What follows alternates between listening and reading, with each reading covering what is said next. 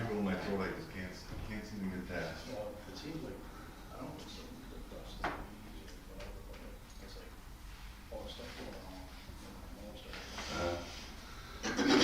In 35 years of COVID, I've had it every year for the last 30 years.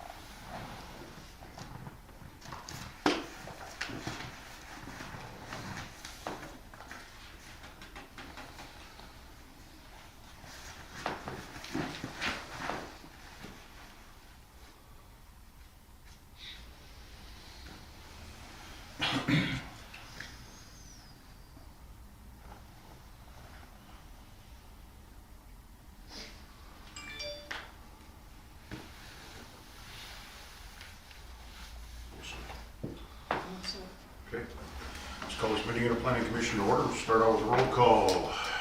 Commissioner Mecca. Here. Trustee Hoddyshaw. Present. Planner Shensky. Here. President Lysick here. Clerk Ford. Here.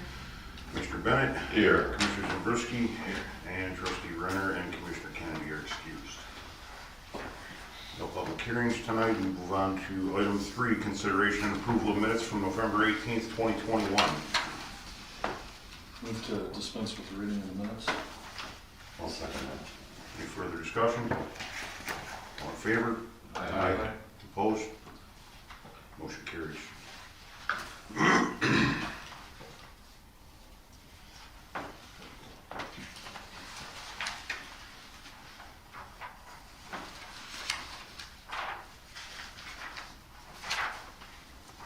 Is there a reason on number 2 that hearings is crossed out and comments is put in? That was on the minutes, I think, because it wasn't realized that public comments is also is number 4 now, so. There was a note on my previous minutes to cross it out. Oh, So we doing double public comments or? No, I think it should be public hearing. But I was gonna ask, thanks for bringing it up to me.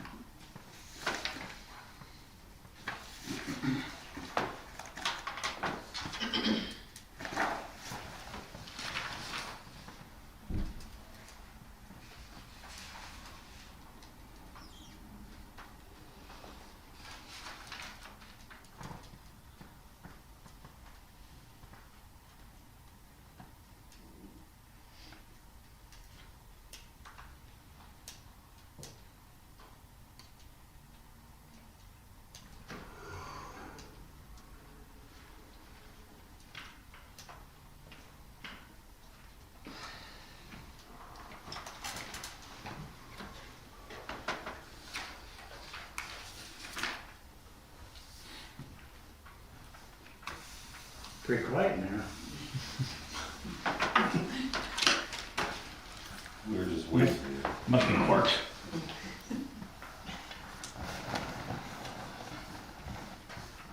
make a motion to approve the minutes. I'll second that. Any further discussion?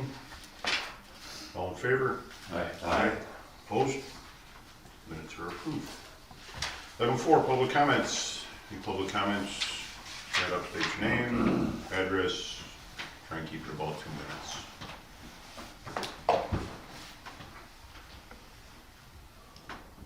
If there are no public comments, we'll move along. Item 5, old business, review, discussion, possible action on the site plan/plan of operations approval request of applicant Caleb Wdec, doing business as Exclusive Wholesale LLC, to locate his wholesale household goods business operations in one of the tenant spaces of this multi-tenant commercial building. The property located at West 229 South 8670 Big Bend Drive is owned by Edgewood Plaza Property LLC in care of Doug Runge and is Zone B2 Local Service Center District. So this was brought up to the commission at last month's meeting. Your application, the details you had given me in that application and our phone conversation. Now I'm addressing Caleb, I presume, right? Yes. I know Doug. Yes. So in both of your absence last month, and given kind of the vagueness and some gaps in the information about what this use really consists of, the planning commission took no action last month.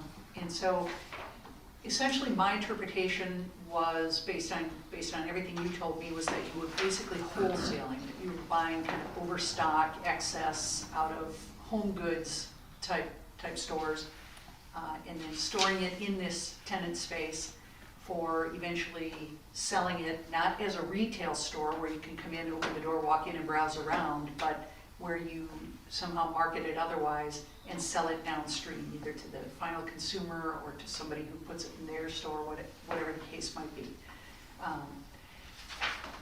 As I presented that to the commission last month, I had to include references to the fact that the B2 district, which that property is zoned, doesn't include wholesaling as a permitted use. And so my representations were to this commission that if that's what you are, that really would require that the property be rezoned or that the use be denied.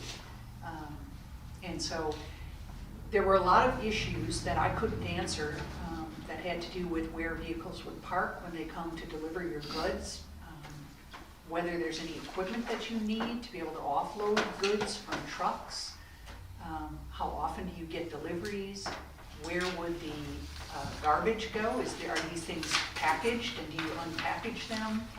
That can generate a lot of waste. Do you have space on site approved by the property owner that allows you to store waste somewhere out of sight? So all of those kind of questions came up, and I did send both of you a copy of the staff report, and so I'm sure you had a chance to look over all the conditions. With that, I'm going to just turn it back over to the commission for discussion, and my suspicion is they're going to want to hear from you guys what's proposed to happen over there, and how will you manage it in terms of the site itself.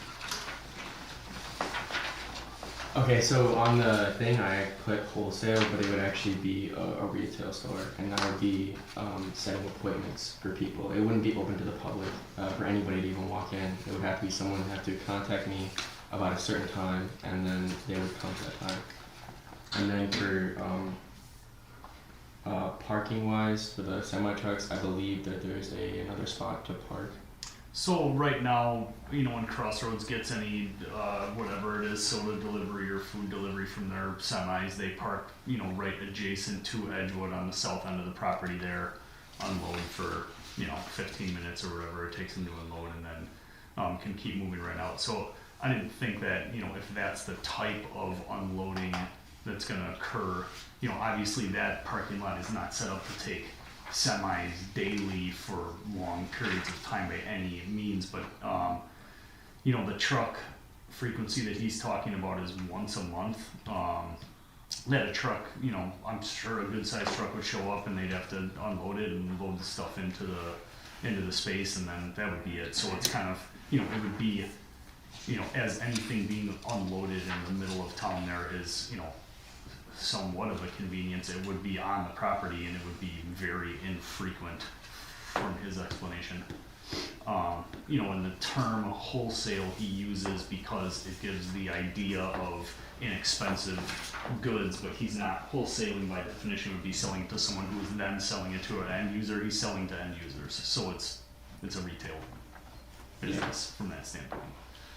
So, you know, like I said, I don't know if there's any other questions from that. The wholesale for liquidation, any type of higher end person that would give me shipments of the stuff, reading wholesale automatically just, it's a different type of, I don't know, the way they look at you is just different from when you would be retail and wholesale. Retail, they wouldn't give you the same price as a wholesale. Wholesale, they look at you like you're going to be selling these for, any interpretation can be put there.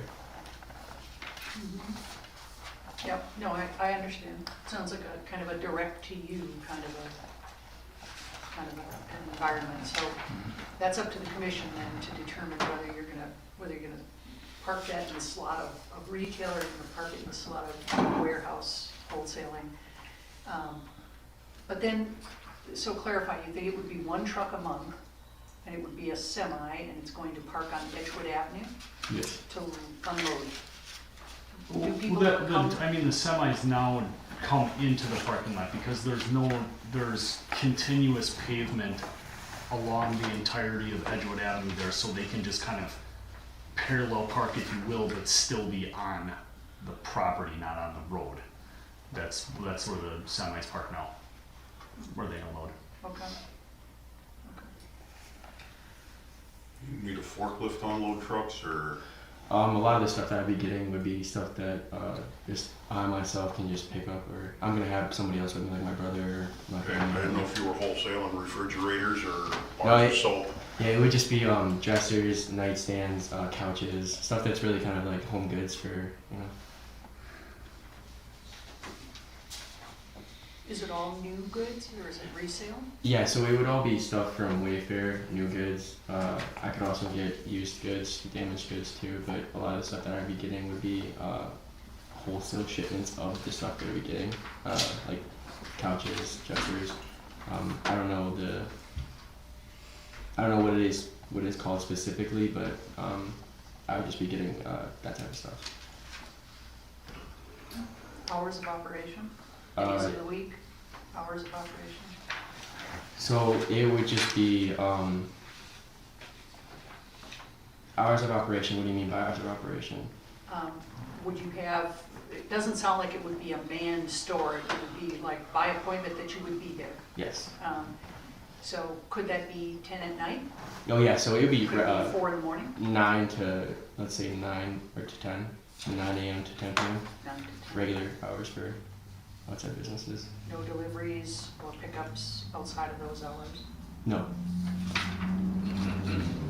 Garbage I believe. containers? I'm comfortable with the potential garbage situation now. I mean, Contney Computer Group was there. They were generating a ton of cardboard with, like, you know, unpackaging computers and monitors and printers constantly, and you know, the size of the cardboard dumpster that's there now and the regular garbage dumpster. I don't see being a problem with the quantity of goods that he's talking about on a monthly basis. A lot of the stuff wouldn't be wrapped as much too. Like, I believe that the stuff would be wrapped in a lot of saran wrap, not so much too much cardboard. I mean, my uncle has gotten shipments before, so I kind of know a rough idea of what it's gonna look like.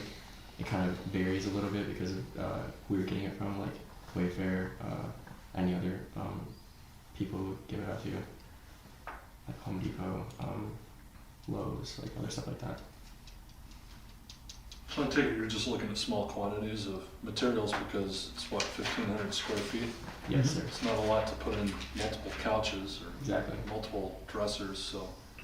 Is this something where you're bringing the materials in and how are you selling this? Are you advertising on the web or? Yeah, so I would be doing on Facebook Market, and that's how I would be finding people. So then somebody, I would surmise, would find it there and then come in to actually do the purchase? Yes, I would. They would contact me, and I would set an appointment and stuff like that, and they would come in. So there would be the opportunity during that time period of 9 a.m. to 10 p.m. that there would be U-Hauls, other types of trucks coming in to pick things up as well? Yeah, I would say so. but I'm not saying, I wouldn't say a U-Haul. I would say more so like someone's truck. I wouldn't see someone coming and picking up a bunch of stuff for me. I would just think that it would just be families coming to get stuff like that.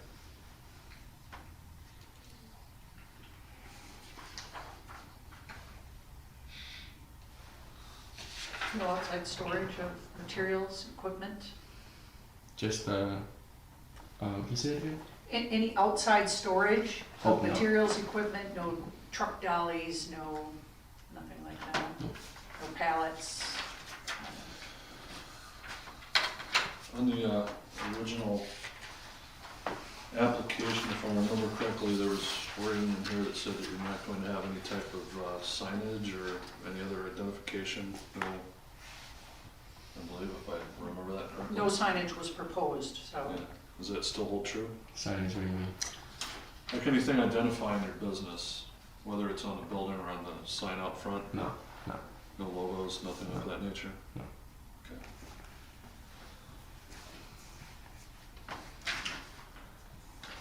Can I ask why you're looking to put this into a strip mall whenever you're not advertising, or are you having any front face where people can walk in and try to gain business that way instead of just getting a general warehouse somewhere? More so the area, the opportunity that arose with it. I genuinely like the area and like the builder, like the property owner as well too.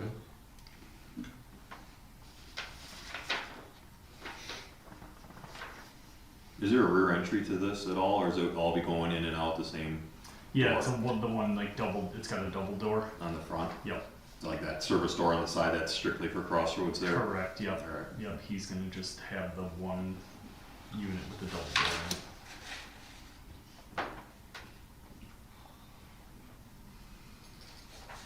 Is there parking in front of this unit, or all of it mainly Crossroads and for where the parking would be? I'm trying to think of how It's just a laid out shared. there. It's just kind of shared. Shared parking in the lot. I'm just wondering how tight it would be if he's got vehicles parked there and then you're trying to move furniture or whatever into the front of this Yeah, I building. mean, it's not a big lot. You know, it's Right. tight. It's a tight parking space. There's, you know, it's common in other strip malls in different spots where, you know, they get packed and. Just a lot of strip malls, you'll have a rear edge just where they're putting in materials. Or, Yeah, or, yeah, and you I know, think their items that's are coming probably, from the you rear. know, right, and I think that's definitely like a good question if he was talking about like, you know, taking in shipments daily or anything like that, but I think from the standpoint of the infrequency of the stuff coming in, I don't see a problem with it at this time. Often, do you know how often like Crossroads would get shipments with their truck? Not that there'd be a conflict where you're having two semis. Yeah, Packing up yeah, Edgewood. good question. I mean, that would be something that would need to be coordinated between the two of them. I think we're probably a little early on in the planning stages for him to have real solid answers for stuff like that. Mhm.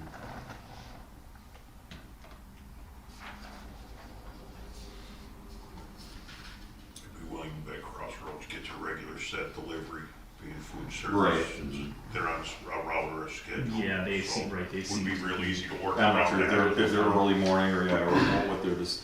I mean, I know when I go clearing snow there, they've got a bread truck that shows up at 7 a.m. But then Right. it seems like the soda one is probably more around noon, and the one with most of the food is some other time. So I'm sure he knows. But yeah, that would be needed to be discussed for sure. Coordinating that.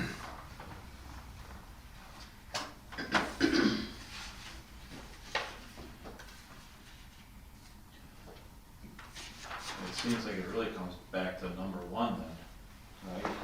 I mean, if we consider everything that we talked about, it's not super unreasonable that we couldn't accommodate some of the stuff, but how do we deal with the zoning issue?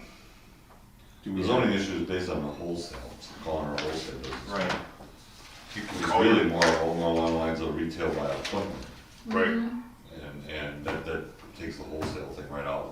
I realize it's semantics, but the fact of the matter is that because he's not a wholesaler per se, then Yep. it really doesn't need to change the zoning. Yep. Even though we will get get the occasional question about the business name. Yeah, well, It doesn't matter. Do we have you can name it defined anything you want. a definition of wholesale somewhere? You know, if someone comes at us saying that, you know, it's bulk goods and that's what he's selling, or, Well, he's not really selling bulk goods, he's selling onesie twosie, he's picking up bulk goods. Right. He's selling retail though to an end user. You know, wholesaling would be distributing to a middleman, you know, you're never dealing with the public at the end, which is his but I see excuse. those ads on Marketplace, and people are saying wholesale goods, similar to like what he's saying. You're Wholesale's going- just a you're- marketing You're going word. into a warehouse and, I'm just curious. Yeah, No, we don't define wholesale. So it can be whatever we say it is. Oh, retail, is that defined? Found it. Take a look. And that's not uncommon, that words like that aren't defined in the code. Right, well, as long as there's not a definition, then, like you say, how we interpret it then, so. Yeah, there's nothing for retail either.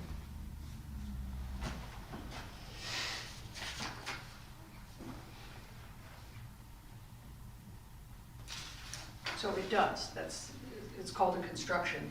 The planning commission is asked to do it a lot when it comes to zoning codes. Make a construction of how you're going to interpret a particular use, whether it's this or that district. So that's up to you guys. I thought, just to kind of contribute is that you could approve this, you could request that the specific terms of what they're saying that you are, that I'm a one truck a month delivery guy, that I'm a by appointment, customer picks up their goods, that I have no signage, that I intend to make no changes to the landscaping or the exterior lighting of the property, that adequate dumpster space is available. Ideally, all of that is contained in your application, right? So normally we don't kind of accept the details on the fly. We like to have it documented so that we know exactly what the planning commission is going to approve. So for convenience sake, I don't think it's out of the question to memorialize those details tonight and ask that you guys, sort of commit to what it is you're asking for exactly, so that the commission could potentially take an action that boxes you in, and says, what's been approved, and beyond that, you don't have approval, right? So if suddenly you become a 10 trucks a month delivery at the site, and it starts to create problems, then the commission hasn't approved that use, and we might come back to you. So, I'm assuming that's probably exactly what he's looking for. If there's, I guess, like you say, usually it's in writing, but how we would do that to move forward tonight. Then, he mentioned the 9 a.m. to 10 p.m. from a standpoint of appointment hours. I actually did have that in my report from last month. I had 9 a.m. to 8 p.m. I can't recall if that was in your application or if that was based on our conversations. Okay, so 10 p.m. is your number that you're really looking for? 9 to 10? Yeah. Okay. And you're talking about up to 1 truck per month? Yes. 1 semi-truck per month? Yes. We have smaller periodic deliveries? Really? I doubt that. Okay, so up to 1 semi-truck delivery, semi-truck or smaller, per month. No signage proposed. No. So if you do want signage in the future, you don't have to come back to the commission necessarily. You might only have to go to the building inspector and apply for a sign permit. Okay, so that's something for you to consider, but for tonight's purposes, no signs are approved, okay? Okay. No changes to the exterior, site, landscaping, none of that. You are going to use the pre-existing dumpsters Yes. in their enclosure. Mhm. And if that turns out not to be satisfactory, we're gonna come back and talk to you about jump outdoors at the site. Yeah.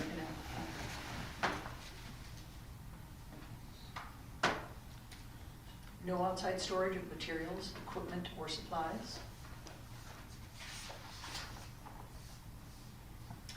Then there's the matter of the bounce back grant that Mr. Wdec is asking for the village to sign, and that's some sort of financing or funding program, I guess, that's available. I don't know all the details, but I do know that it's intended to cover some expenses related to occupancies of previously vacant space. So I don't know that the village can say, yes, this space was vacant. We would really have to rely on the property owner to tell us that. But who would you like to have sign off on that? I won't sign off on the bounce back grant form. It seems like either a village board approval, or the president signs, or the village clerk signs. But I just have to put that kind of out here for you guys to. Just the form here. Right. And what it says is that this letter would confirm that a new tenant or owner of a previously vacant commercial space has expanded the business footprint into previously vacant commercial space. So, I don't know if we signed it or if Doug signs it or if we both sign a copy. it has to be signed by a regional economic development organization, local municipality, chamber of commerce, business improvement district, qualified commercial real estate association, Main Street program, or a Connect community organization. Oh, there you go. So, Elena or I. Yeah. Can you educate us a little bit on this program? Yeah, so the WDEC Bounce Back program is a $10,000 program that they give out to people who want to start a business. It can be any type of business, but as long as you're putting money into the economy and you're documenting everything, then it's all okay. If you try and spend any of the money on anything else and it's not documented, they'll make you pay the money. So inevitably you have to document everything, and you have to show that everything you paid for, everything. And once that you've did that, you don't have to pay the money back if you show that you've put money into the economy and you're continuing to do that. And so that's what the Bounce Back program is trying to do. It's just trying to put more money into expenses. Is there any limitations on that for how long the property has to be vacant before you can apply for that? To make it a vacant property? I don't think so. I don't believe so. Is this contingent on you starting up the business to be able to receive that grant? Yes. are there limits on what you can spend it on? Actually, I'm just curious. no, actually, as long as it goes along with your business, it just has to be documented on what you spent that money on. And it goes back to the person, the regional person, his name is David Lamont, but it would go to him and he would review everything to see if it was spent correctly. I could use that program. Just gotta open up a second barn and vacancy and you're good. Funds can be used to pay leases, mortgages, operational expenses, and other business costs to a newly opened location. On or after January 1st, but before June 30th.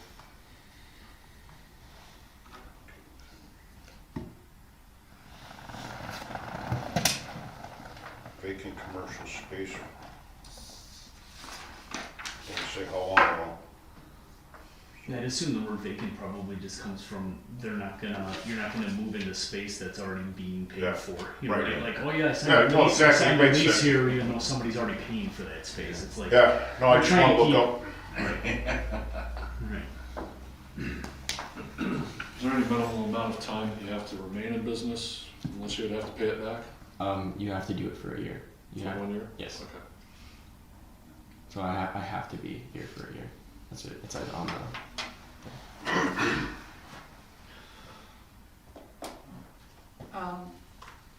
Can you give the village a 2-sentence letter confirming that you're the owner of the property and the tenant space specifically known as, and that it is currently vacant? Yes, I can.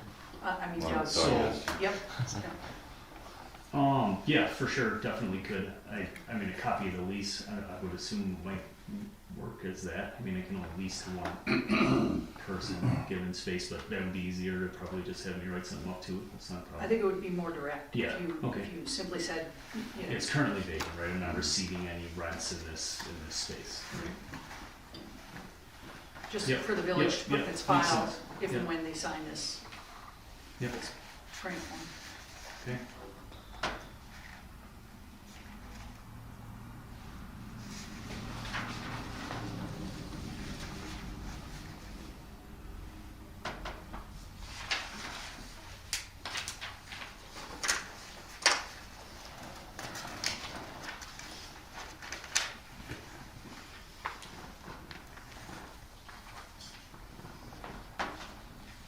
Anybody else have any further questions?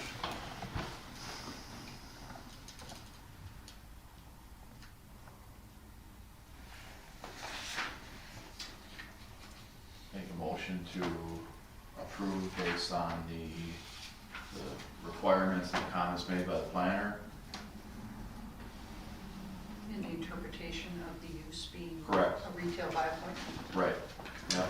And I'll second that. Any further discussion? Are you recommending to the board the signing of the grant form, or are you simply recommending that it be signed by the village? By the president or clerk? You saying would have to go by the, I don't think it has to go in front of the board, we're not spending any money. Yeah, yeah. Yeah. I just want to, Yeah. I just want to make sure the Yeah. process is, behoove us to toss that past Mr. Shover, just to, I will, but, yeah, as long as we're not spending money, it doesn't need authorization. I yeah. agree with that. So that's your motion. That's my motion. Perfect. Any further discussion? All in favor? Aye. Opposed? Motion carries.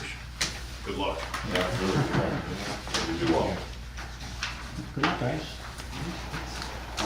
Item 6A, review, discussion, and possible approval of a replacement changeable copy / electronic message sign cabinet to be mounted on an existing freestanding sign pole on the property located at South 91 West 22920 Milwaukee Avenue. The existing sign pole and a proposed new sign cabinet do/will not meet the required 10-foot setback from the lot line. The property owner applicant is R&L Petrie LLC and care of Richard Petrie. Good evening.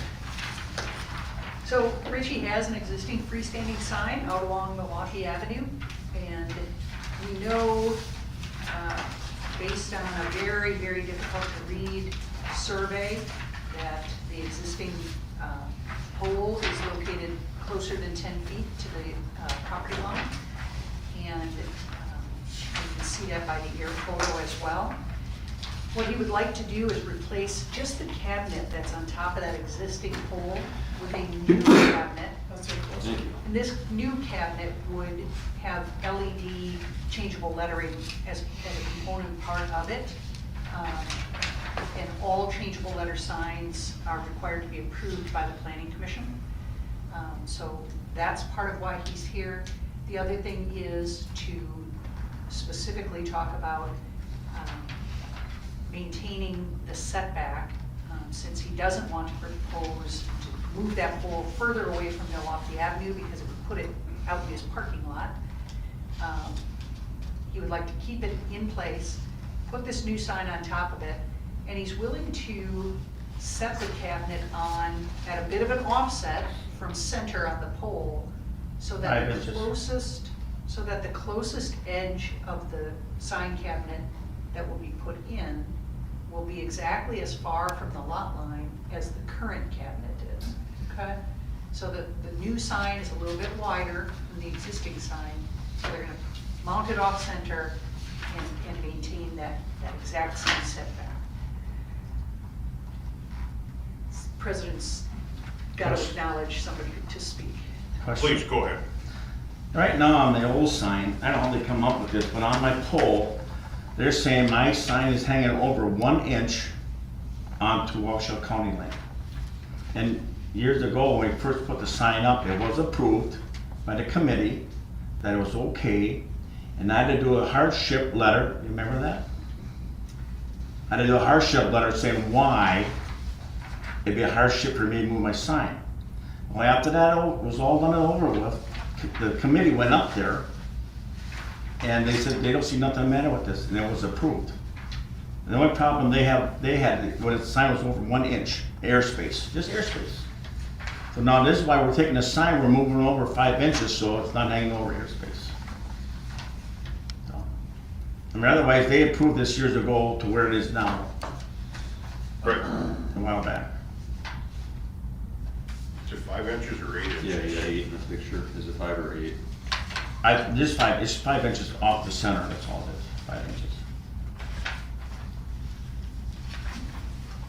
Yeah, it says- I believe that's what it It was. says twice, 8-inch offset from center of pole. Yeah, Oh, okay. Maybe it's only 5 inches when you take off half the diameter of the pole. no, It could I did the math, and she was correct in everything she gave us. That Okay. you need to offset it 8 inches Yeah, I from never the got offset, center she said 8? to match the distance that the current cabinet sits. Okay, I thought it was 5, I didn't know.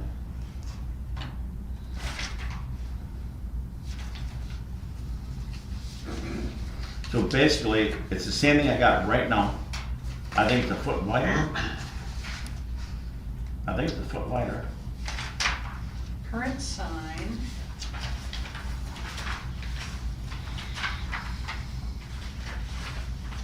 I think that detail is in the sign permit application.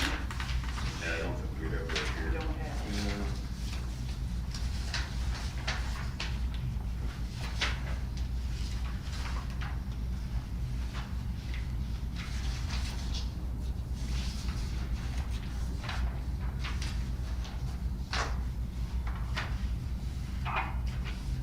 Yeah, it looks like your existing sign's a vertical rectangle and the new sign's gonna be virtually square.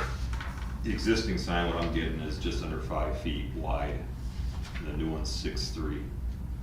Yeah, it's supposed to be a foot wider, I believe.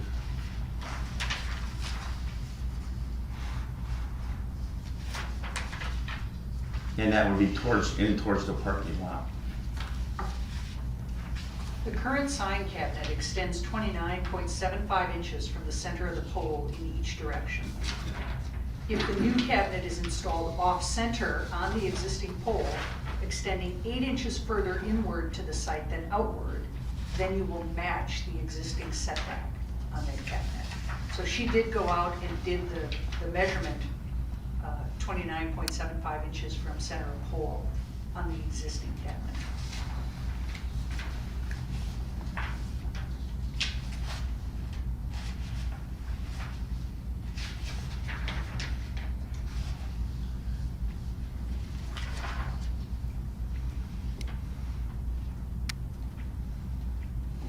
Mary, were you gonna run through the recommendations or should? Sure. Yeah, so if the commission is comfortable with approving it to match pre-existing conditions, the recommended limitations would include that the sign height not exceed 10 feet overall. No height information's been given. I asked for it at one point, she never came back with height. How high is it now? That's what I asked her to provide. Is that the 10 feet, is that the pole and the sign together? Can't be more than 10 feet up? Highest point on the sign, top of the cabinet. Oh, that's higher than 10 feet now. I think it is, yeah. Well, the sign, Guarantee it, I mean, what's a basketball rim? well, the proposed sign is 6 foot 1 inch into itself, so they'll only give a 4 foot pole. Well, 3 foot 11 inch pole to put it on. Mhm. So without that, all I could do is put that condition in there, because that's what the code says. Code says signs can't exceed 10 feet. If you want to permit him to match the existing sign height, you can do that. The commission has the waiver authority over the sign code section of the zoning code, okay? It doesn't, it specifically says that sign code waivers do not go to the Board of Appeals. So all of this is within the commission's purview.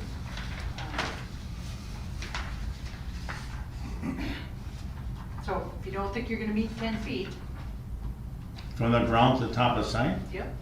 Got that right, got more than that right now. Yeah, It was approved last time. I say that's gotta be pretty close to 15 feet. So it'd be more. So when did we change the height on that? Because you guys approved it the last time around, for whatever we got right now, Yep, that was approved last time. yep. Zoning code was changed in January.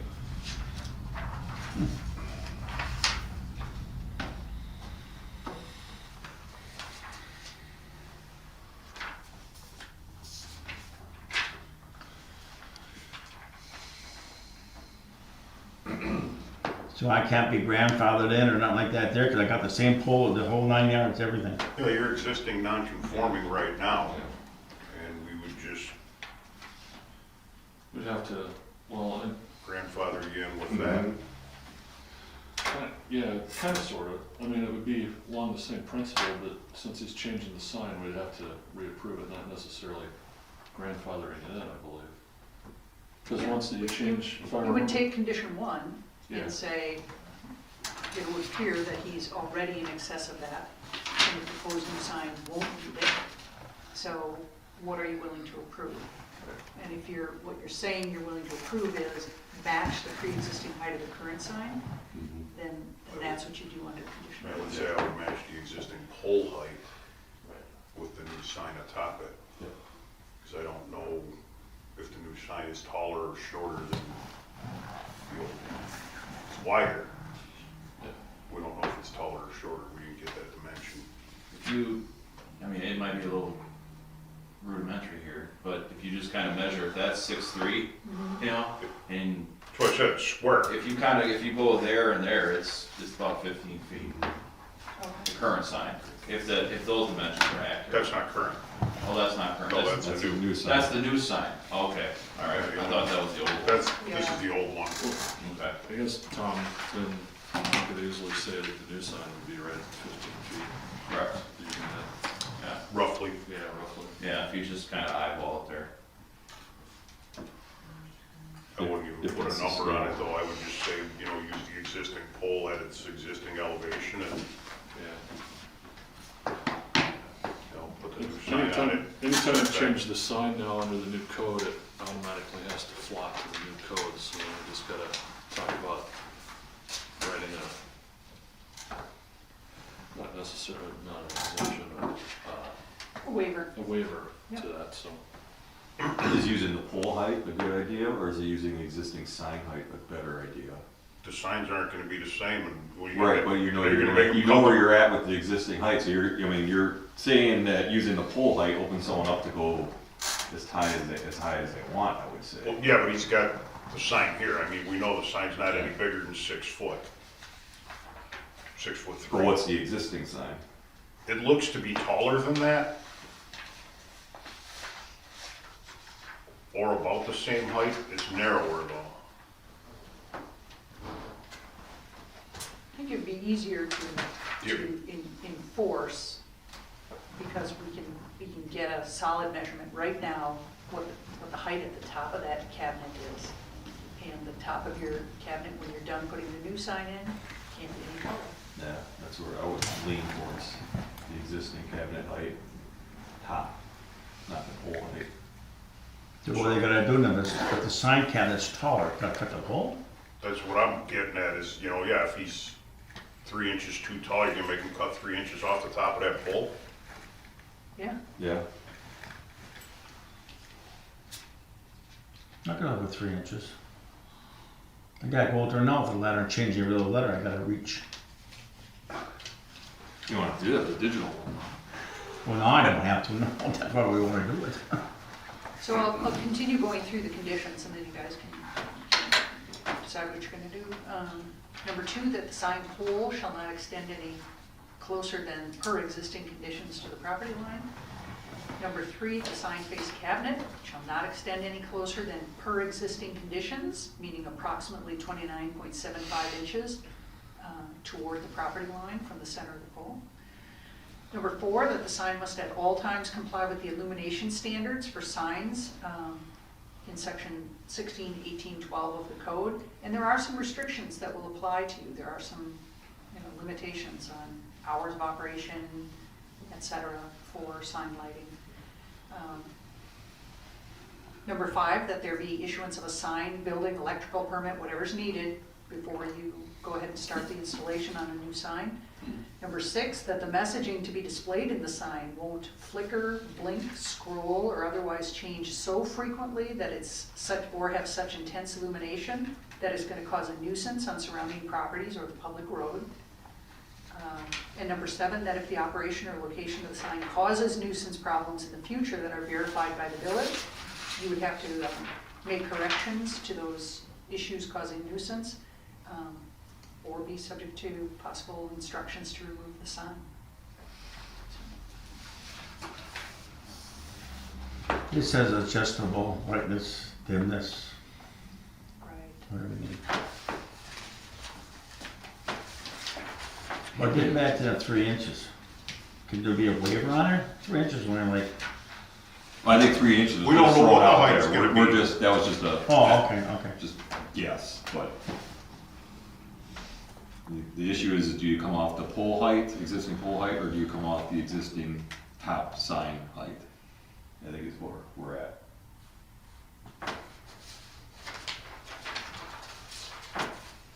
Wait a minute.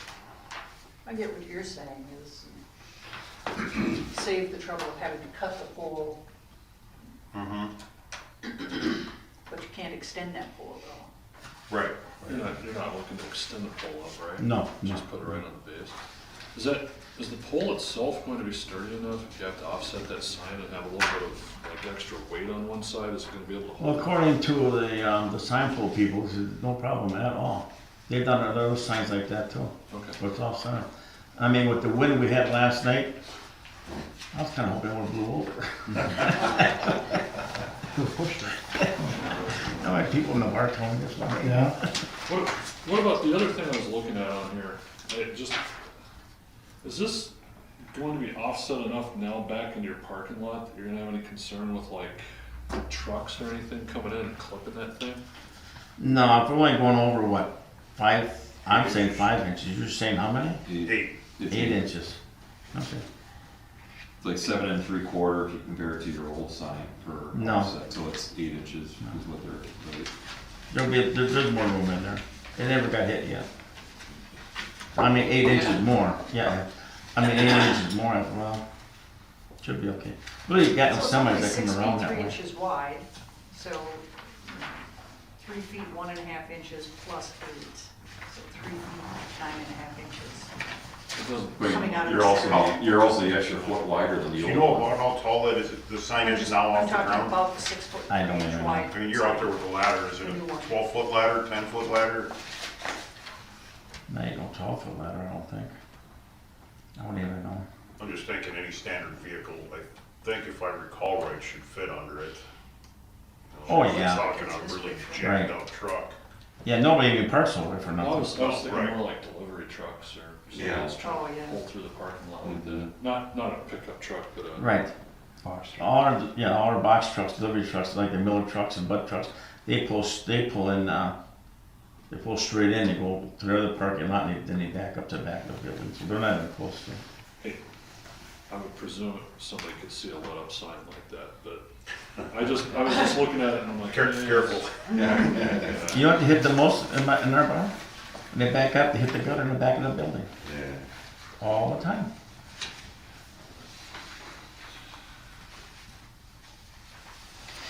Have you ever received any complaints about your current sign from any of No. the surrounding properties or anything? No, no. What about the only thing?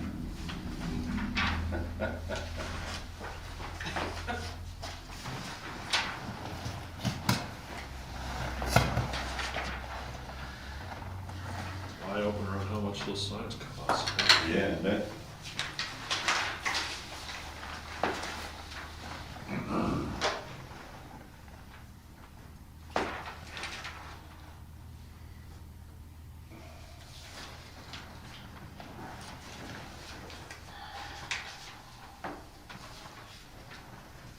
That's our only change really is line 1 from 10 feet to existing conditions.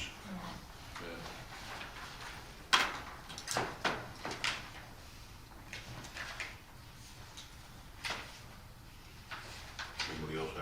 questions? Make a motion to approve the application as is, except for the change in recommendation number 1 to change 10 feet to existing conditions, and with the acceptance of the planner recommendations thereof. What are we defining as existing conditions for term 1 though? I thought it said it's Overall height. We're going off pole height? Yeah. No, You said overall height? overall height. I Overall thought. height or pole height? That's what we're looking I for. thought it was the existing pole height.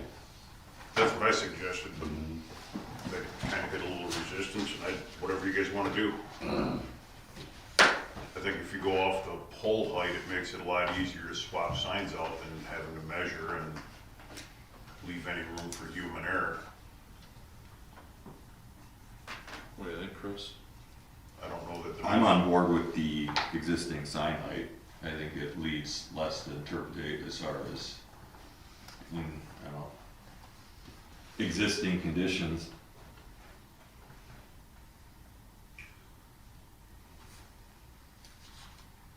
I'm good with that too. Existing. Tony, you have to decide which. Oh, Yeah, current I'll- Or sign. Tom? Well, I was thinking, not to go backwards on it a little bit, but if the height is gonna stay the same, but the sign is bigger, doesn't that bring the bigger sign down closer to the ground? We don't know that measurement then, we're just talking about clearances and stuff like that, right? Whereas as if you put the sign on the existing pole, I think we know it's gonna have adequate clearance just because of the height. I mean, there hasn't been any complaints or problems up to this point. I'm assuming they're gonna have to string new electrical up through the pole anyway and that, I mean, I guess what my concern would be is if you keep it the same, because we don't know, right, we're making the decision, we don't know how tall it is. Right. So if that sign is that much bigger, it might be more than 3 inches of them to cut that pole down. It might end up being a foot, and then because this thing's bigger, now it's closer to the ground, but it's offset, and then you get a guy with just got a Chevy with a 6-inch lift iron or something like that, and But I mean, that's on the owner Yeah. that wants to seek out putting up that sign, if you ask me. We have a defined height of what a sign is at. We don't have a defined height of what a pole's at. We have a defined height of what the sign's at. So I think if you're going to, make an exception, you have to make an exception to what the current sign height is at, not what the pole is at. That's my thought. Because that 10 feet that you have here is the overall height, right? Not the pole height, that's the overall height of a sign. So any sign can go 10 feet under. They could have it all the way to the ground if they wanted. Yeah. And that's where I say the top of the cabinet height should be what we're concerned about, you're not the pole height.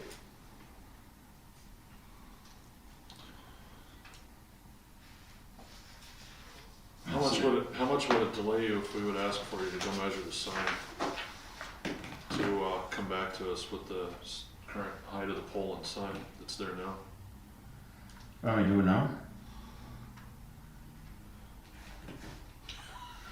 Is it still windy? Tape measure my Is it car, still- we just relocate Is it still Richie's. windy out there? I don't want you up on a ladder and it's super windy still. That's the problem, they try to take a tape measure up there, it's gonna be blown all over. Well, I'm trying to think of a way to please the commission. I didn't know if it would delay you if you would be able to measure it and bring it back for the next planning meeting to get the approval on it. Is that going to throw the schedule behind? It would, right? Yeah. What else we got on there tonight?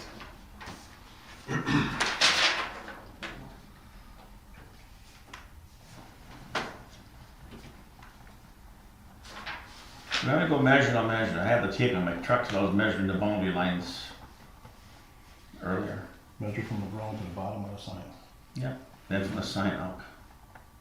Is that what you want? Yeah, Yeah, measurement from ground to the ground. bottom of the sign and ground to the top of the cabinet that's there. See, and I thought that lady had that in there. yeah, nothing on here. Oh, I knew had it was Bauer Sign Company did all that. He had that. Then we didn't go with him. He had all the measurements. Should all Give 'em a He should have call. cut the paperwork there. Alright, see what I can do. We got a Christmas party at the bar tonight, so I have to get somebody out to help me with this stuff. I'll be back. Might be able to entice a couple people out to, Yeah, See, we're missing my pool time right now. I'm supposed to be shooting.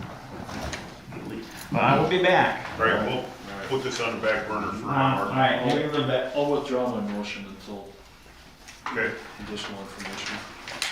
we'll push this back in the agenda and we'll move along to item 6B.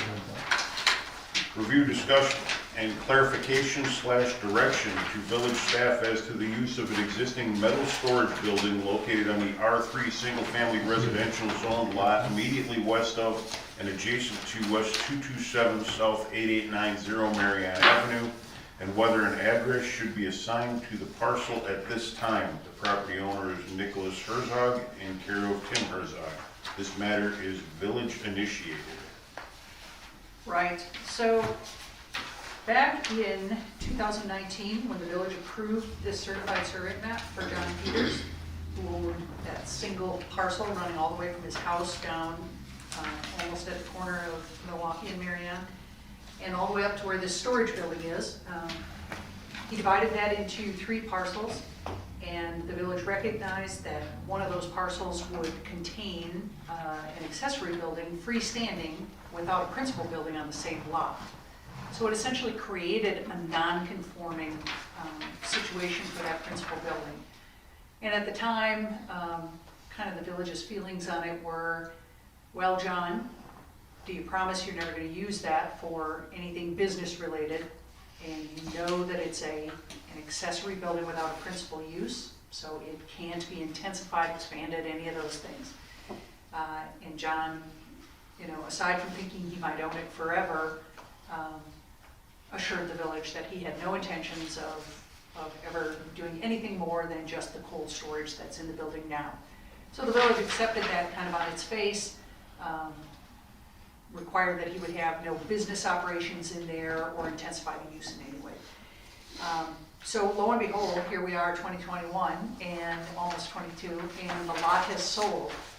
And it doesn't sound to me like there was any communications back and forth about what can you do with this metal pole building that's out there. But it's no secret that the property is zoned single-family residential, right? So when the new owners first came to me and said, and it looks like we have Caleb here and his dad. Or Nicholas and Tim. Nicholas and Tim, Yeah. I'm sorry, Caleb was earlier. When they asked me, could I assign an address for them, I said, well, before we would do that, we would expect that you would have the deed restriction signed, which is to Right. memorialize the planning commission's expectations for that lot and building until there's a principal use in place. So they did execute the deed restriction, that got recorded. The address that I assigned was well and good, but it turns out that the addresses on Marianne are really, really screwed up, and the 8900 address that I gave him is already given to a home down the block a ways. On the wrong side of the road. But in assigning that address, what became apparent is that the new owner took it to the power company and said, I'd like to put gas into this building. And that's part of what constitutes intensifying the use of the building, right? So now it's not going to be cold storage anymore, it's going to be heated storage. And that raised a bunch of red flags for us at staff level. So we're here to the commission to sort of ask for your guidance. So the inaccurate assignment of the address has been retracted already. The property owner understands that that address was wrong, and no new address has been assigned. And at this point, I'm reluctant to, because giving an address to the property will allow for the utility companies to provide extensions, things of that sort. I don't know if they can't provide them without an address, but that's kind of out of the village's oversight, right? But I really felt like we had no other place to turn except the planning commission to ask the question, are we gonna stand by this deed restriction and our represented intentions that this lot and building not be used for anything more than cold storage that it is? Or are you gonna allow some steps toward intensification? And exactly what does intensification mean? I would have to ask the new owners. Yeah. What does extending a gas line to the property mean to you? What does having an address mean to you? Does it mean something more than being able to hook up utilities? Does it mean, I'd like to get some mail here? What does it mean?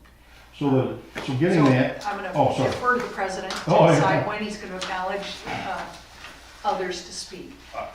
I'm looking at this, and the deed restriction was put on it when the Peters bought the property, correct? No, it was put on when they asked for an address to be signed. So Yeah. the Herzogs had Yeah. signed. So it the wasn't deed a restriction. pre-existing one or a Wasn't carryover? Wasn't there a deed restriction when they split the land apart? No. I thought it was because it was a non-conforming property at that point, with an outbuilding without a primary residence. Yeah, so the legal non-conforming status of the accessory building would by itself prohibit intensification, expansion, that kind of thing, to a legal non-conforming structure. But Mike Schober advises that when a building is cut off like that onto a lot of its own, by an action of the village, it doesn't get legal non-conforming status because it was an action of the village that created the situation, okay? So the deed restriction had to be utilized to invoke all of those requirements. Whenever the property sold. July. The deed restriction was only put onto the property once it sold from the. September. Okay. Right. Bought in July and then September 28th, he signed it. I think I understand. Okay, can I ask, what is the intent with the So, property? so long-term intent would be to add a house or extension or something onto that property so he can live there. So it's to have a home. Right, and John Peters actually had like a mound system already proposed for it, and I think that's recorded in Waukesha County. Well, as a part of a certified survey map, every new lot created, you are required Oh. to provide evidence to the county by soil tests Yep, of a passing septic or mound site and an alternate site on every new lot created. So that's why those soil test results Oh, okay. are there. yeah, But yeah, yes, it does have the capacity to support a home. yeah, it's a certified survey map with a proposed mound system. So are we looking to remove the deed restriction and allow the process to move forward for building a home, or is that the intent? Well, it sounds like Well, right now, they aren't ready to build a home, but they'd like to amp up the use of the right, clear some accessory trees, building. get some heat in there, maybe some more gravel for the driveway. Just trying to bits and pieces, because he's only 22, and it's just a starting point. Not gonna use it Trees as a man cave or? No, because I can, you know, I'm sure there's a lot of man caves in Big Bend already. They're just connected to somebody's house already. Well, So- and that's fine, but to have a residential neighborhood, Right. now all of a sudden we're gonna amp up the use of this accessory Right. structure where guys are coming in at, at midnight to tinker on their cars together. Yeah. I'm not suggesting that's your plan, Yeah, but no. I'm thinking through some of the worst case scenarios, and that would be a very bad situation. Oh, yeah. For a neighborhood. I'm sure. And I'm sure the Very neighbor, bad Hartley, situation. when this first came up, Yeah, when we started talking about breaking his property up and expanding what he wanted to do there, and we told him it's just not gonna be allowed. That's why we're putting the deed restriction on to begin with. yeah. yeah, and I guess the neighbor wanted to buy it from him, and the neighbor wanted to put rentals or something in there, and he's like, no, that's not, you can't do that. So, It's zoned for single-family residential Right. use. So no other use is permitted, that's fine. yeah. I mean, So Now, once it was accessory to your permitted principal use, Yeah, then yes, we don't go around and regulate what a guy does in his garage or his permitted accessory buildings. right, But when there's no principal use in place, yeah. Well, I kind of feel like this deed restriction, I just thought it was so simple to sign it and get an address, and I'm like, all right, cool, we got an address, but I didn't realize it was, so many little things are connected to it. You know, can't put electricity in, well, there's electricity there. Can't change the lighting, well, there's already a spotlight on the building. So, I feel like, yeah, I threw the whole grocery cart in there yeah, of restrictions. well, can we go back down the aisle and take stuff out of the grocery cart? Well, that would be up to the planning commission. Okay. Right, because it said something about, storage of non-business related vehicles or, so you can't have business vehicles on the property, right? No, Right, but, neither can the guy with the house attached run his business vehicles in and Right. out of his garage. right, but I can tell you that going through a lot of towns and there's a lot of people that park their company vehicles in their driveway. I'm just saying that's kind of a, What difference between parking and running a business out Yeah. there? well, true. But if he's coming in every night with his box truck, that's a little bit bigger than a van. Like an electrician's van compared to the Right. guy's box truck that makes deliveries out there. So I just thought throwing all this stuff in here, like, I don't know why you won't let somebody put a little heat in there. It's not like we're gonna be there every night. And as far as water and sewer, you'd actually have to get a permit to put the mound system in and the well, actually have somebody do it. So, So I the guess we're reason just- for putting those in was, what's that? so the reason for putting those in is to prevent the potential for intensification of the use. Yeah. Right? If it's heated, now we can hang around here and have, you know, Bonfires or, tinkering or, Right. you know, use of some sort in that building. right, The same with, what were the other ones that what are you talking refresh about? my The- memory, the other regulations?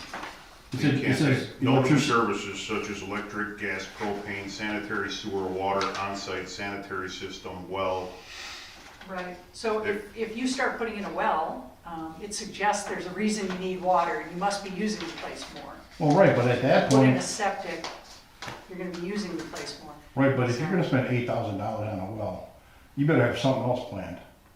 Because you're gonna spend 8,000 on that, 10,000 on the mound system. So you're gonna spend that kind of money, but better have a plan to put a foundation in. You know, that's a lot of money, so, but if you're putting heat to the building, do you have a plan, or is it just to heat? well, the the heat building? is to be able to go out there and maybe do something out there. And if I wanna like improve the outside of it, or cut the trees down, or put some gravel in, or maybe we can start digging a foundation. But it seems like, I don't know why heat is such a big deal. It seems like it's a natural thing to do in Wisconsin. I'm not arguing with you, but it's in a deed restriction, and we have to play Right. one against the other. Right now, No, I get it. there is no heat allowed. And we're not stopping you from trees and gravel and Yeah, even putting a foundation in. right. I just feel that this was kind of thrown at us at the last minute, and then all of a sudden I'm like, does everybody get a deed restriction when they buy a property, or a vacant lot, or, Everybody who's in a situation where there's an accessory building, either an oversized accessory building or an accessory building cut off Yeah. onto itself right, on a lot. The commission establishes their desire to see okay, it sort of cut off at the arm from being intensified or used until there's a principal residence established. Yeah, the intent is to make sure that you're not using it to run gravel trucks in and out of there. The Well, intent is to make sure that you're not gonna be starting a business there and running it through the neighborhood where all the people that live there are gonna go, what is this? That was the Right. reason those Exactly. restrictions. were no, put in I mean, there. we get all that, we're not gonna do that. And I know you're gonna be like, everybody has good intentions and all of a sudden something happened and now you can't do it, or you guys went too far or something, I get it. But just to have the gas run in there, I mean, Energy's already, I mean, she's got a plan to put it in. They're just waiting on you guys. So it is not on the agenda for action tonight. It's on the agenda for review, discussion, and feedback to the staff to know how you want to proceed. Do you want to look at a redraft of the deed restriction for next month? Is there a way to just start over with this deed restriction and like throw it out?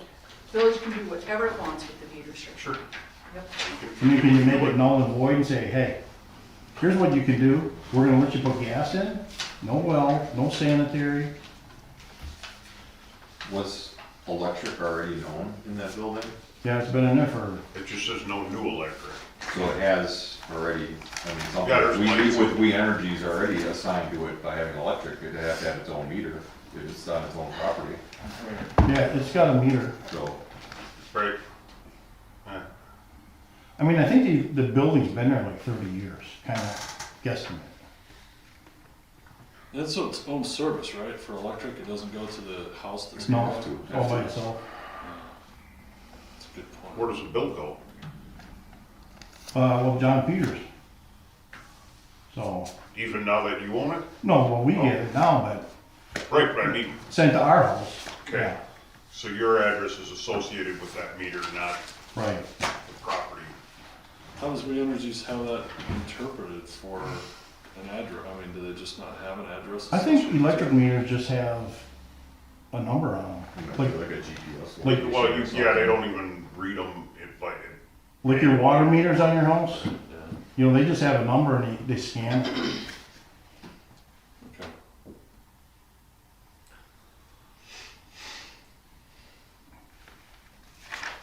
So I know you're like worried about parties and stuff going on, but the guy down the road that's building all these condos, he's putting lofts in and bathrooms and gas, insulation.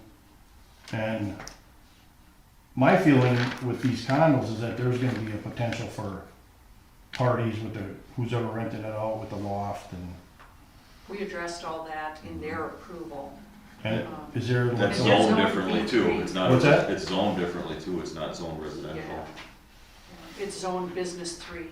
Okay, But all those things were addressed in the covenants, they can't do some of those things at all, so. so but that's, like I guess that nothing happens unless something happens and then it gets enforced. Like if it's loud parties or drinking and, At those condos? yeah, Yeah, no, that one is really buttoned down. storage condo? That was addressed ad nauseam. Yes. Over and over. Because I was the one that initiated most of that conversation. So all the people leasing those know the deed restrictions? Yep. And there's no sleeping over there or? No. Cause yeah, they're putting in like a lounge and a bathroom and, some of the units have bathrooms and plumbing, some do not. yeah, And, you know, there's nothing to say a guy can't keep a fridge there and have a beer after he's done working. right. But it's not a place to open a bar or have a Well, party. usually if it's a work site, what the workers on a Friday are gonna be like, hey, stop at the storage barn and, Right. you know. They should be going to your, Well, as far as this item goes, I think we should put it on the agenda for next month to address the deed restrictions and possibly reword them. are you trying to do something over there? Just I natural gas? I think we might need a little commitment out of the property owner too. Yeah, I would like something. What? Um, Got a unit over there? Do you have anything that's No, comparable by to John, this where John Peters is. in the village? He bought that empty No, lot. the only Got a other pole barn on it. circumstance where there are accessory buildings carved off on their own property are egg Yeah. properties. And are they limited to what they have?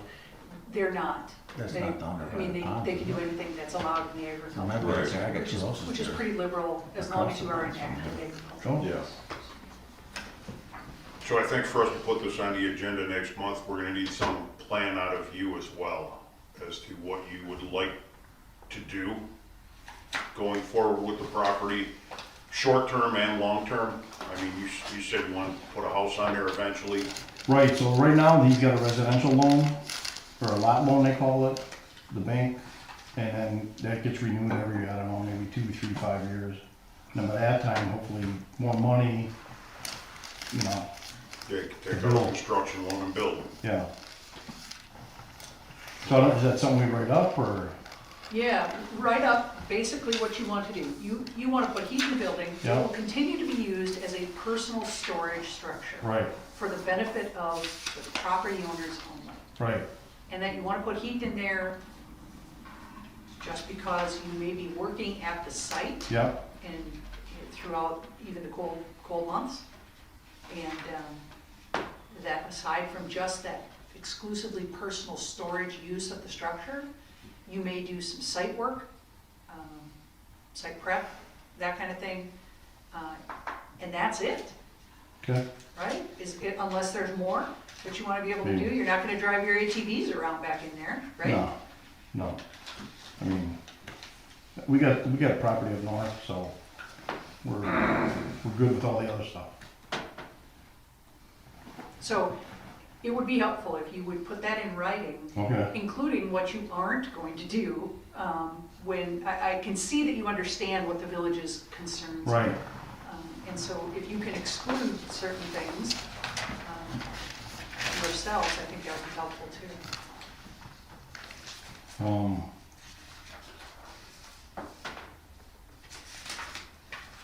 So the deed restriction was put in just because, so we don't have a bunch of parties and craziness and, you know, turning it into. I think it's just having the accessory building without having a primary residence, that's why the restriction was put in there. Right. It has nothing to do with what you know, parties In or a anything like that. residential It's just, district. you're in a residential area, you do not have a house, you have an accessory building, and that's Yeah. not allowed. So Okay. that's why that was put in place. Right. Alright, cause when we got that deed restriction, I was under the assumption that as soon as we sign it, we're getting an address, poof, put a mailbox up. I mean, that's kinda like what we did up north, we bought the land and everything kinda just clicked. Yeah, having that building on, if that was a vacant lot, things would be different. Right, But having an existing structure on there that we had to protect the neighborhood from someone running a business out of oh there. yeah. I mean, I get it, I was just hoping to get an answer tonight. So what about the address? Is that the same discussion, kinda? I'll defer to the planning commission about whether you want me to assign an address. I think the deed restriction still holds, whether there's an address assigned or not, so. Yeah, the deed restriction will hold until we amend it, Yeah, and if we amend it at the next meeting. Are you planning to have gas run in there before next month's meeting? no, she can't do it. Even if Because, we assign an address? well, she still can't do it because she has to get a permit from DPW. The guy named Joel, maybe? Eric, That sound right? Eric, Jason? No? it's Eric. Oh, Eric. So Eric has to give the permit to run the gas to, you know, Good, so nothing else can happen, even if an address is assigned, and I don't mind assigning an address. I think it kind of shows intent of building too. I mean, you don't put an address on a lot, you're just hanging on to it. well, if you want an address, just because you want an address, I mean, you're like, hey, you know, meet me over by the building and then come and help me or deliver some gravel or, you know, it's, Right. You're not gonna do Facebook Marketplace wholesaling out of there, are you know, Retail wholesale. Retail, Yes. retail. you? Right. Not Hybrid retail. retail. just listening to that sounds like a lot of work with the furniture going through the front door. It's like the last thing I would want. Say that, oh, I'm glad it's his back and not mine. Right? All A right. lot of lifting. Young So do Anybody else? we need to move on the Huh? address then, or we say that's On fine? Marion Avenue, Just there's feedback. Yeah, Yeah, it just defines the property, which I don't see an issue with It's that. good for public safety too. Jump right. Yeah, Dolphin. Somebody gets hurt out there. Yeah, well, that one. yeah, good. So you're gonna take care of the address, and we'll put this on the agenda for next month. Oh, Is that like a conditional What's that? use then? We're gonna put this on the agenda for next Oh. month to possibly amend that deed restriction, okay. and you're gonna come back to us with a Existing plan. non-conforming, or? No, it's You know, just, what you wanna I do. mean, Yes, just like no write snags something at all. up, here's our plan. Yep, We wanna add on to it 2 to 3 years. put a, yeah, Committed put a plan and a timeline down and, you know, tell us what you're not gonna do. I mean, Okay. I realize you can't possibly think of infinity things. Well, I know you mentioned Yeah. stuff about, you don't want business trucks there, you don't want, what's the other stuff? There's a difference between business trucks being there to work and then Yes. parking them overnight. Right. Yeah, Right. Your I think it- employer truck. You know, we just don't wanna see you running a business out of it. You know? Well, I mean, I get it, and the thing is, I wouldn't even want to. Right. Well, and it may not be all up to what you wanna do. Yeah. If we change the deed restriction and you go ahead and sell it and the deed restriction goes with the sale, and the other people can jump on it and find the loophole. and start Right. doing You mean if we sold it? Yeah, Yeah. Yeah. The original agreement, was there any documentation to that? When it was divided? Or is it just kind of the word? yeah, it's really just recollection because it's current enough. And I think. Well, and then when we, you would, when we talked to the realtor, we're like, okay, residential, yeah, you can build a house, good to go. That was it. He was right, we can build a house, but Yep. just can't add to the accessory building until the house is built. right. Probably the minutes would contain, hopefully, some.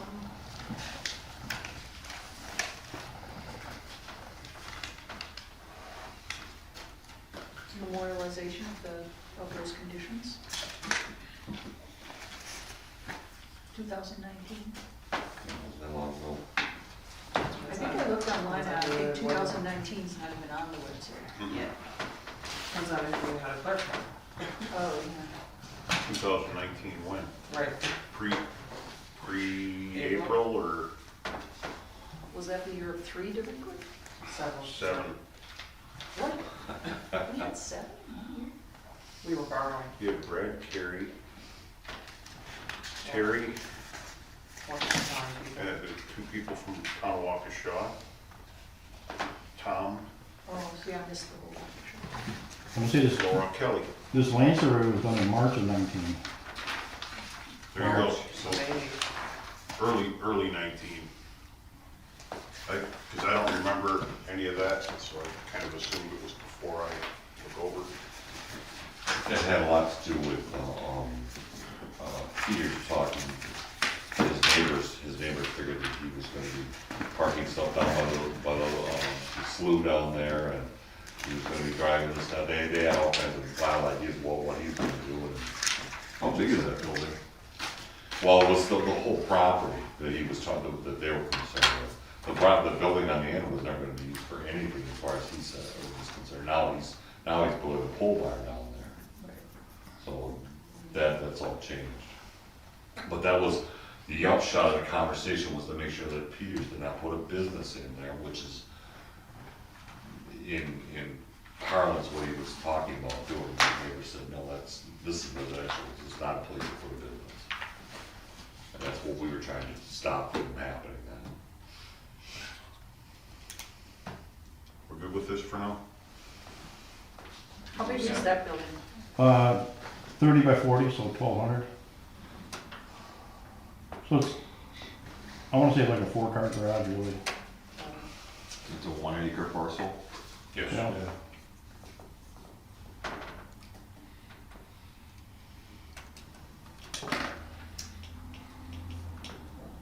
Do we need a motion to bring it up next No. month or no? No, there's no action on it. No action. No. I will go ahead and assign the address, though. Yes. You got some numbers to pick, or? Not tonight, I don't. Okay. Not tonight. think I'm gonna take a physical drive-through and account for all the numbers that are out there before I do that. Yeah, that's true. So my other thing as far as like zoning and codes is, I kind of looked at this other of non-business related vehicles only to be there, but there's a lot of places in town that have a lot of business vehicles that park there at night. So is that against the code? Where in particular? All throughout the town I've seen stuff. You mean like over on Wind Drive, there are business vehicles that park overnight back in there? I don't know where that I is. think No, I think she's referring to residences, Residents, yeah. having their employer trucks is different. Yeah. They're not running the business out of their house, they're just taking a company vehicle home. Right, That's different. that's what I was reading into that. Two different things. Completely. Okay. And I said, the issue is that you don't have a resident on that property. So that's Right. why, any commercial vehicle or anything like that is not allowed. It's, Yeah, I guess I just wanna make sure that, well, what we're restricted to do, everybody else is. Yeah, Right. it's not a double standard. You don't have a residence there, so Right. you. So it's mainly because of the residents, Yeah, right? yeah. So, what about other vehicles that are like sitting at the parking lot for weeks and they never move? I mean, is that up by I-43? State property. That's DOT. Nothing? That's not Big Bend? Nope. No, That's DOT. alright.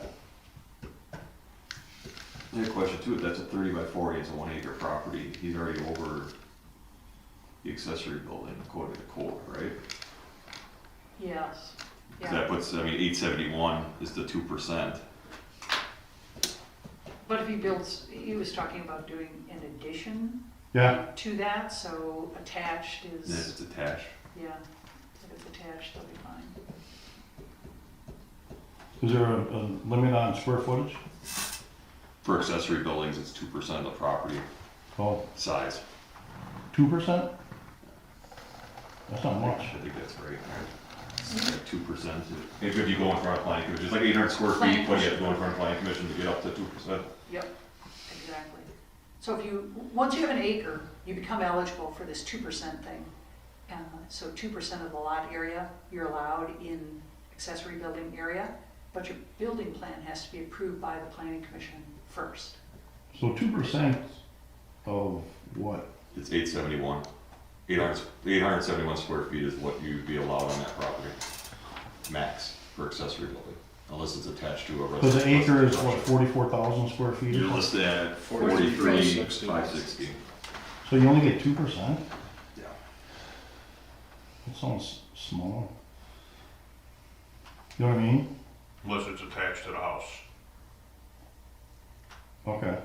We're talking about accessory buildings, Yeah, right. Oh, you know. Like a Yeah. detached, like what you have there, as like a Right. detached. because I was gonna say, where I live, I was able to put up like 1,000 square foot building in Greenfield. So I would think you'd be able to put up On how big a lot? I think it's a third. That For an would blow accessory any of the building? ordinances I know out of the Yeah, water. they let you, like I can put up to 1,000 square feet, and I think it was 17 feet or 15 feet high. The next street over can't. That's in Greenfield. Yeah. And there's a guy on the street that has a lot bigger building than mine, so I was like, it's just a car, 4-car garage. So, that's what I was thinking, 2% doesn't seem like you'd think it'd be at least 10%. For a whole acre. I think that's the thing, those, we're looking to avoid, storage sheds, Yeah, In a residential area.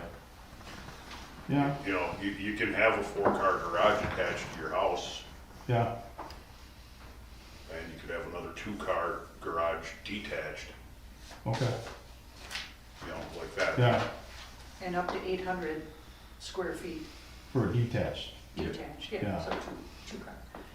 There's height restrictions and yeah, other probably placement 15. restrictions and so forth. So, I guess, yeah, 'cause I was kinda like going through town and like looking at all these people with their vehicles in their yards and construction vehicles and the industrial park and, That's why I asked if there was a similar situation in the village to this, where this is unique to this one only, and that's why, you know, we Yeah. have something to compare to, but you're comparing it to houses, residential properties, you know, it's different because there's a primary residence on there, so. yeah, I didn't get to go through the village, but I guess my concern is there's like other stuff going on in the village that just to add gas doesn't seem like it's that big a deal. It is if you're a neighbor in a single-family residential neighborhood where Right. this accessory building is now suddenly going to become I know, intensively used, because now we've got heat in there, so Right, you let's got go heat in out there. there every Saturday and every Sunday and Yeah. fiddle about, right? yeah, So if you're the neighbor in that single-family neighborhood, it's a huge deal. yeah, We don't know you because you don't live here, right, right? So Yeah. you're strangers meddling in a single-family neighborhood. And I don't mean that you're strangers. You're Right. familiar to us now, right? yeah. You know what I mean? Well, and I get all of that. I mean, I got neighbors that do weird stuff, so I get it. But is there something that to do, like, the people in a town where they got junk parked in their front yard, and are those code violations? Can be, Can, yeah, we gotta keep this going forward. well, I was trying to show that natural gas shouldn't be such a concern as far as maybe some other stuff that's going on. You know, It's this property that's of concern. right, okay, It's this site Yeah. and this neighborhood. yeah. So other things that happen like the rest of the village, All those can be filed as a formal complaint if there's an issue, and then they can be addressed. We can't address stuff like this okay, at this so time. I can't present it as If you have a complaint, informational? you'll have to file it with the village, and then it can be It has addressed. no bearing on his property. Right, That's right, yeah, all. right now, it means it's I not, was it's trying to not do a- adding value to anything that we're. Okay, I was trying to do a comparison, but that doesn't matter. No. Right. Well, right, because they all have residences on the property. Right. Chris makes a good point, this is the only unique property like this in the village. Yeah, okay. It's, Any planning commissioners have any more questions? Okay, Good, we'll see you next month. okay, Thank you very much. all right, thanks. Thank you, guys. If you have any questions, holler. Paul? I'm gonna jump if Yep, So- gonna jump back to, Mr. What did you Peter say? here. She's good. Did you Oh, say, yeah. if I get any questions, what? Give us a call. Okay, Call, email, whatever. well, I got Mary. Okay. All right, Have a good night. Yep, take care. What you got, Richie? 8 feet from the ground up to the bottom of the sign.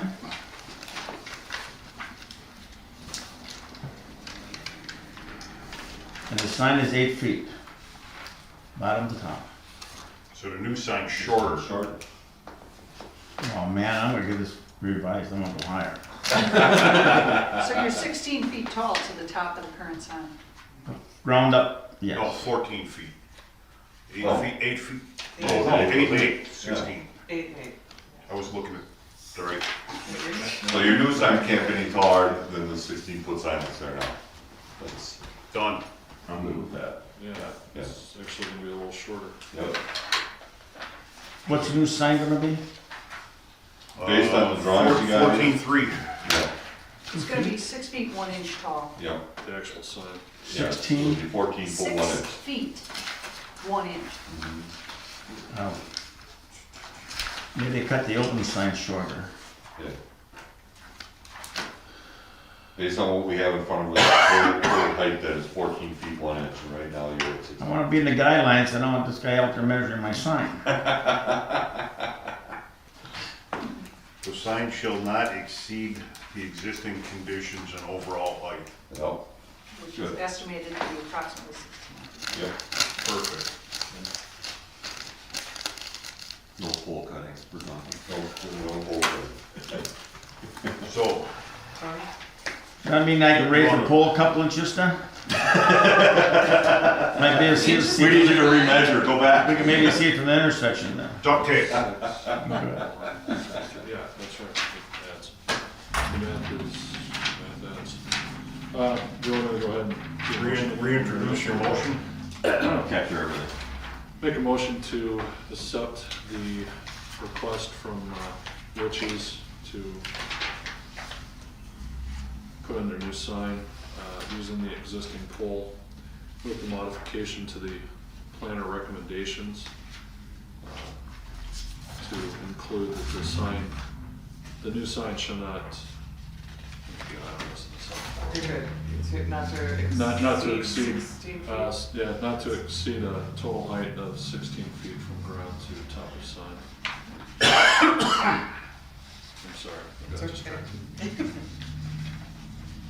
Did we previously have a second or not? Otherwise I'll second.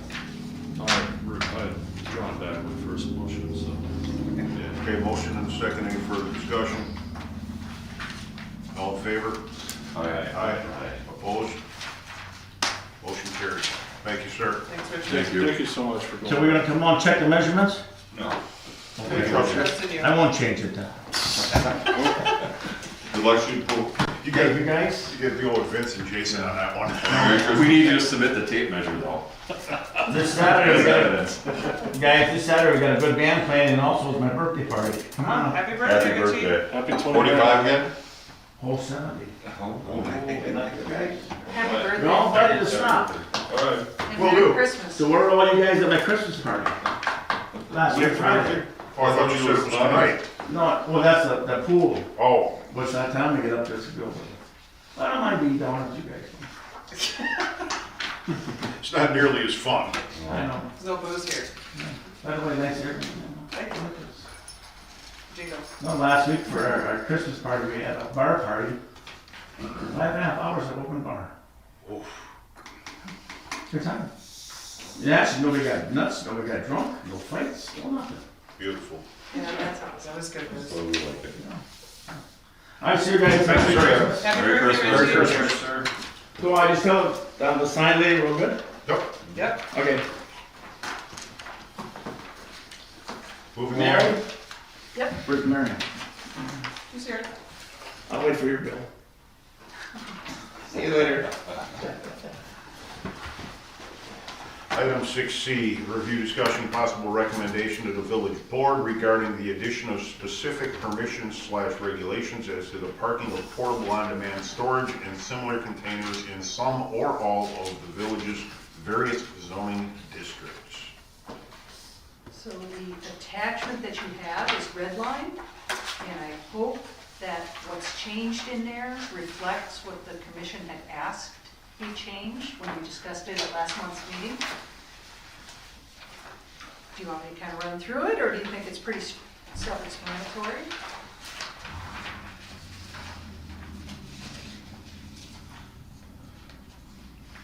I would say at paragraph 5, the very end of the document, you'll see that those 2 paragraphs are struck. They're struck from that location because they essentially got moved to the bottom of paragraph 1 on the first page. Okay, so when you guys reviewed it, you said those really are statements that sound more like purpose statements. So let's put those up in front.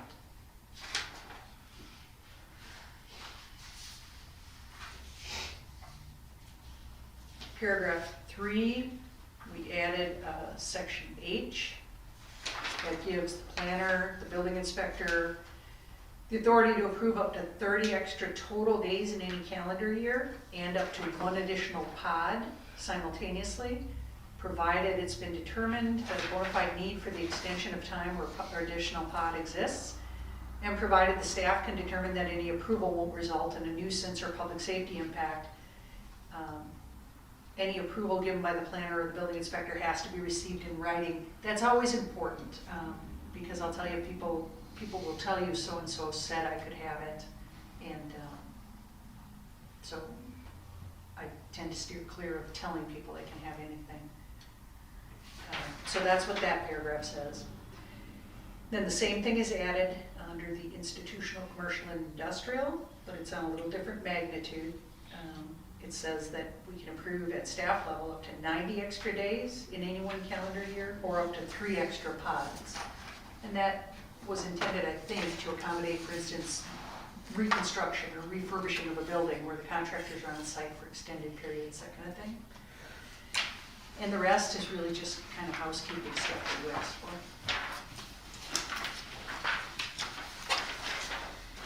If you're inclined to take an action tonight, it would be an action to recommend to the village board incorporating this ordinance into the zoning code.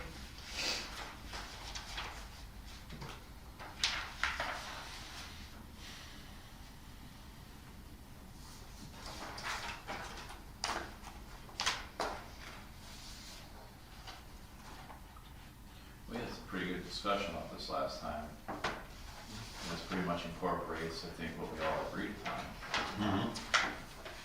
I tend to agree with that. I feel fairly comfortable with the language that's here.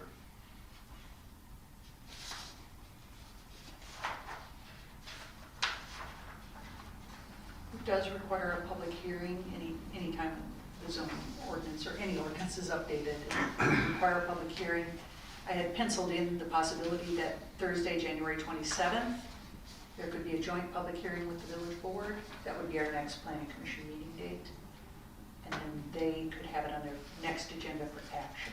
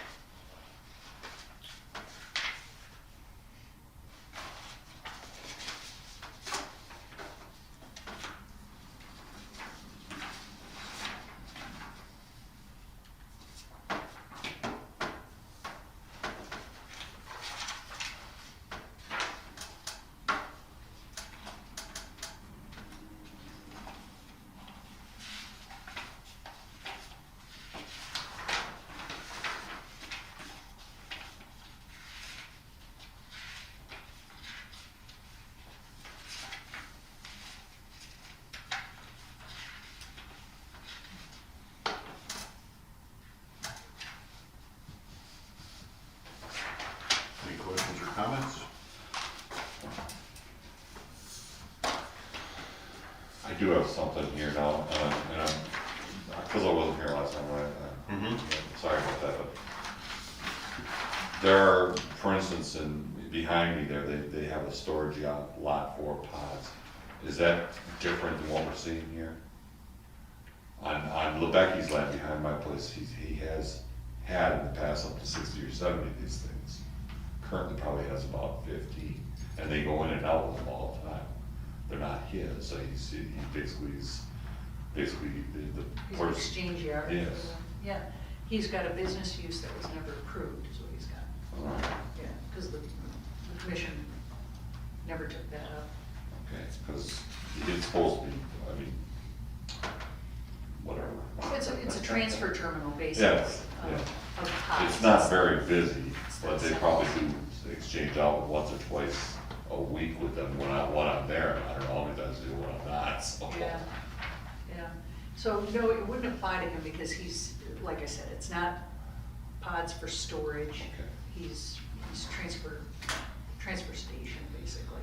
Yeah, I think it's good, I think it's good to put a stamp on this, is to say this is where it can be and this is where it can't be. This And how long it can be, where it is, so. kind of generated from driving up north and seeing farm fields just lined full of them Yeah. for acres, you know, they're cheaper to dump them off on a farmer than it is to ship them back. And we don't want someone buying 200 acres here and just filling it with pods. And then the pods up with, well, I never said, someone putting it on their driveway and having it for permanent storage. Right.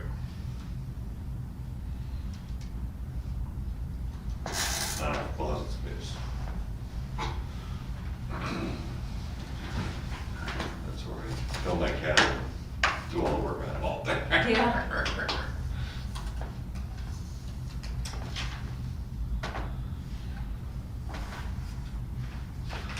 Well, I'll make the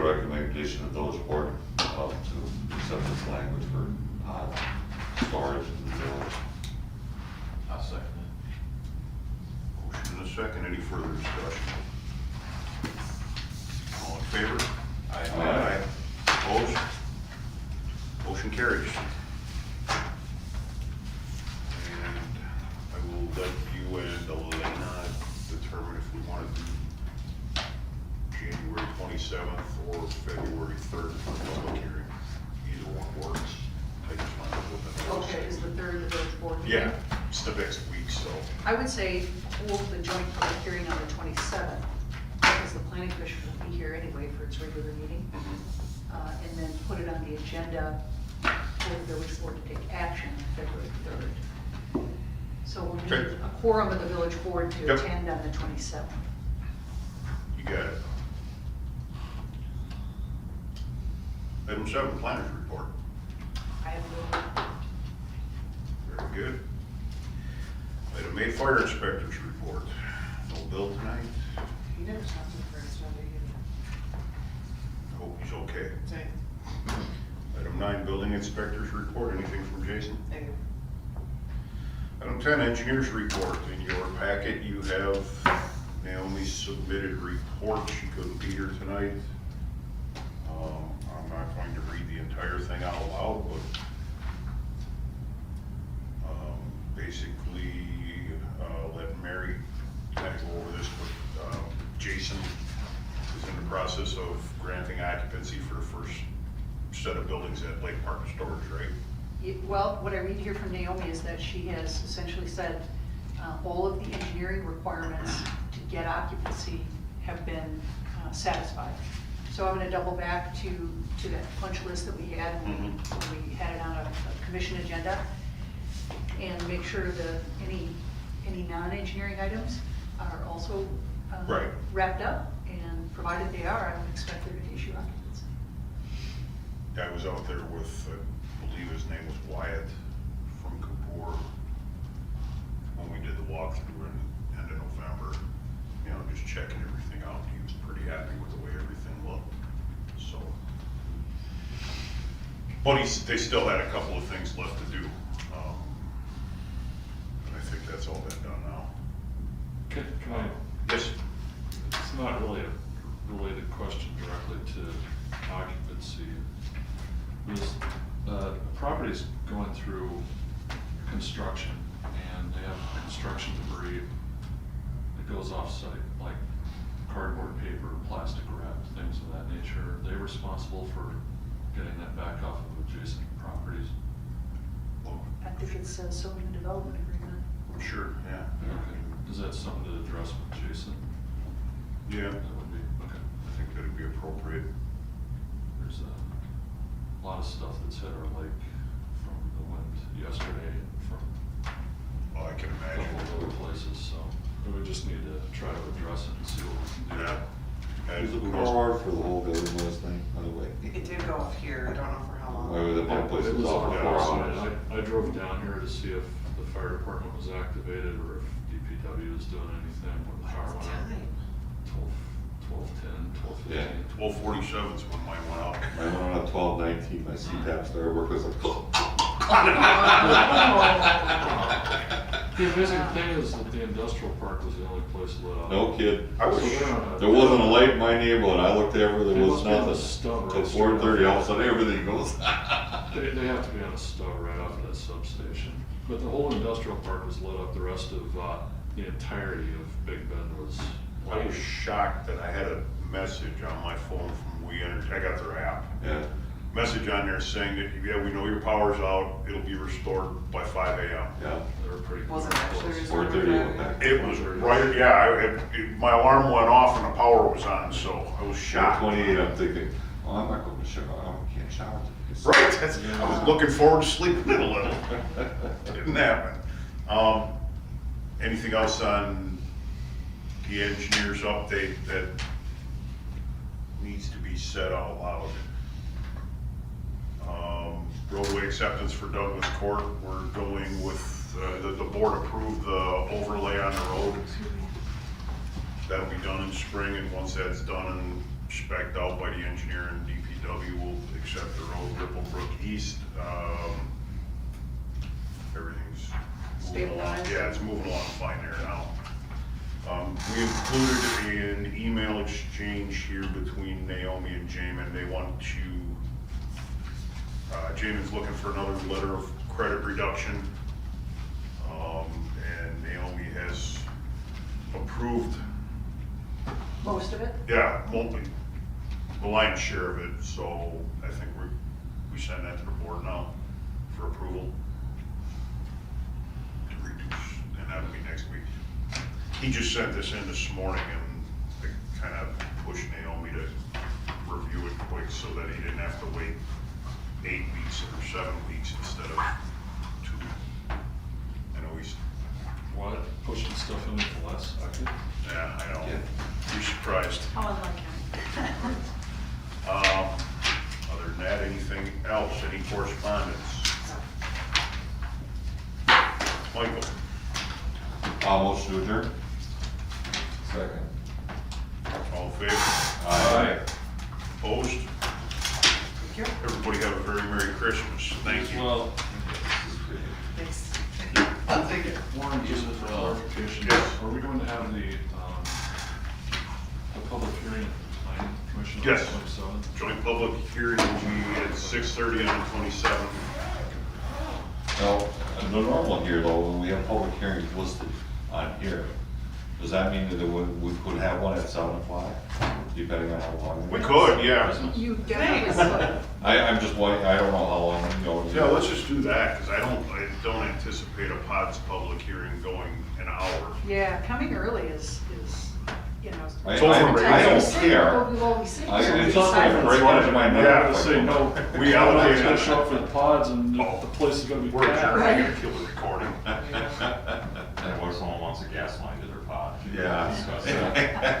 Yeah. So We the have next, to address it. Well, they got, as long as they got a meter for their electrical, they're 27th? okay. January 27th? Okay, okay.